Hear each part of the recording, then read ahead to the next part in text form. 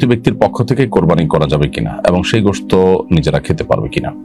উত্তর হলো হ্যাঁ, মৃত ব্যক্তির পক্ষ থেকে কোরবানি করা যাবে। এক্ষেত্রে যিনি অর্থ দিয়ে মৃত ব্যক্তির তরফ থেকে কোরবানি করার উদ্যোগ গ্রহণ করেছেন, এটা গোশত পরিপূর্ণভাবে তার হক হবে। তিনি নিজের গোশতের মধ্যে যেরকম 3 ভাগ করতেন মুস্তাহাব হিসাবে, সেটি করতে পারেন, তার কম বেশি করতে পারেন, এটি একান্ত তার হক। আর যিনি কোরবানি করেছেন, কোরবানিটা তার পক্ষ থেকেই হবে। মৃত ব্যক্তির তরফ থেকে করার কারণে মৃত ব্যক্তিকে আল্লাহ তাআলা কোরবানির সওয়াব দান করবেন।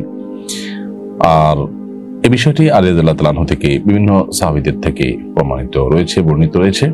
অনেক উলামা ইকরাম, বিশেষ করে সৌদি আরবের উলামা ইকরাম তারা অবশ্যই ক্ষেত্রে ভিন্ন কথা বলেন। তারা বলেন যে মৃত ব্যক্তির তরফ থেকে কোরবানি বিশুদ্ধ হবে, তবে তার জন্য জীবিতদের পক্ষ থেকে যে কোরবানি হবে তার সাথে মৃত ব্যক্তিদেরকে ইনক্লুড করে কোরবানি করা যেতে পারে। অর্থাৎ আপনি একটা গরুতে আপনার জন্য কোরবানি করছেন, পাশাপাশি কোনো মৃত আপনার আত্মীয় স্বজন বা মৃত কোনো ব্যক্তিকে তার নামও সেখানে সামিল করলেন।